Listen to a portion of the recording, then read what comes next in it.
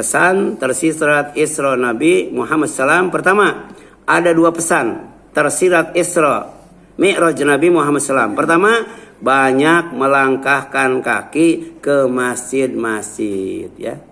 Masjid Al-Hidayah, Masjid Babu Taqwa, Mushola Al-Faruq. Mushola juga sebenarnya masjid, Bu. Cuman masjid yang tidak dipakai sholat berjamaah. Mushola juga ya masjid. Jadi tempat sholat khusus. Nah, sabda Nabi, ala adullukum ala ma yamhullahu bihil khotoya wa yarfa'u bihi darajat. Mau enggak kalian aku tunjukkan kepada amalan yang kalau dilaksanakan akan menghapus dosa dan mengangkat derajat. Oh, para sahabat tuh semangat dalam berilmu dan beramal. Qalu, mereka jawab dengan serempak, bala ya Rasulullah, tentu saja ya Rasulullah, kami ingin engkau tunjukkan kepada amal yang akan menghapus dosa dan mengangkat derajat. Karena Allah Maha Suci. Kalau kita punya dosa, nggak mungkin kita bertemu Allah. Allah juga Maha Tinggi, nggak mungkin kalau tidak diangkat derajat kita akan tidak sampai kepada Allah. Ternyata ada amalan yang bisa menghapus dosa dan mengangkat derajat. Yang pertama apa? Isbagul wudu alal makari. Menyempurnakan wudu dalam keadaan yang tidak menyenangkan, berat itu, berat, Bu.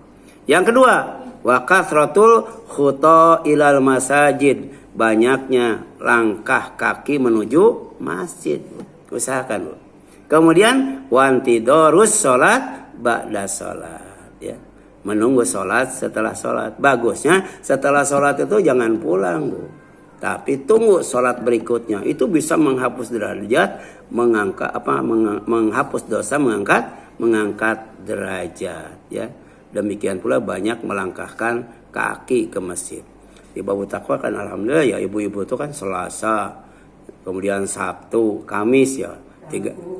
Rabu ada juga ya, Rabu 4 kali itu seminggu ya, luar biasa tuh ya. Kemudian ada tadarusnya kalau Ramadan ya, ada tarawihnya. Kemudian apa kata Nabi ya, man tatahhara fi baiti, siapa yang bersuci di rumahnya, Bu ya, bersucinya di rumahnya bukan di masjid, Bu. Kemudian summa masya ila baitin min buyutillah, kemudian ya melangkahkan kaki dari ya menuju salah satu dari rumah Allah, yaitu apa? Masjid, Bu. Berwudu di rumah, jalan menuju masjid. Biasanya ibu-ibu jarang yang naik motor ya, jalan. Nah, jalan, Bu. Kemudian untuk apa? Ya, liyaqdiya faridatan min faraidillah, untuk melaksanakan kewajiban yang diwajibkan oleh Allah. Kanat khutwatuhu ihdahuma ya takhutu khati'ah wal ukhra tarfa'u darajat. Kalau kita berwudu di rumah, jalan kaki menuju masjid untuk melaksanakan yang difardukan oleh Allah seperti sholat dan ngaji misalnya, maka langkah yang pertama itu akan menghapus dosa. Sedangkan langkah berikutnya mengangkat derajat. Makanya berbahagialah orang yang rumahnya jauh dari masjid. Iya. Sama sini, siapa yang jauh dari masjid? Iya, jauh dari masjid. Ya. Tapi kan naik ojek katanya. Coba kalau jalan kaki gempor. Tapi kan sebenarnya bukan itu yang dihitung. Dan kalaupun naik motor, Allah susah nggak ngitung langkah kaki?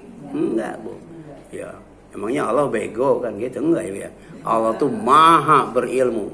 Ya, jangankan naik motor, naik pesawat juga dari bandara sampai Jeddah tuh berapa langkah itu?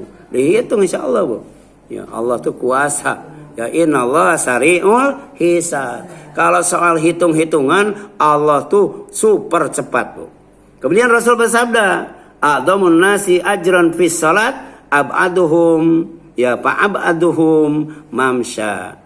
Ya, manusia yang paling besar pahalanya dalam urusan sholat adalah yang paling jauh jalan kakinya. Wah, gitu. Jadi istri saya kalau mau dapat pahala muter. Nyamperin Bu Nur, nyamperin Bu Tini kan itu sebelum ke sini. Ya. Tapi menyediakan makanan juga pasti melangkahkan kaki ya. Itu biasanya beli gorengan kan jalan kaki juga. Ya. Nah ini penting Bu. Kemudian poin-poin pentingnya, setiap langkah beribadah, satu langkah menghapus dosa, langkah lainnya mengangkat derajat. Bukti cinta kepada masjid Bu. Orang yang cinta kepada masjid, hatinya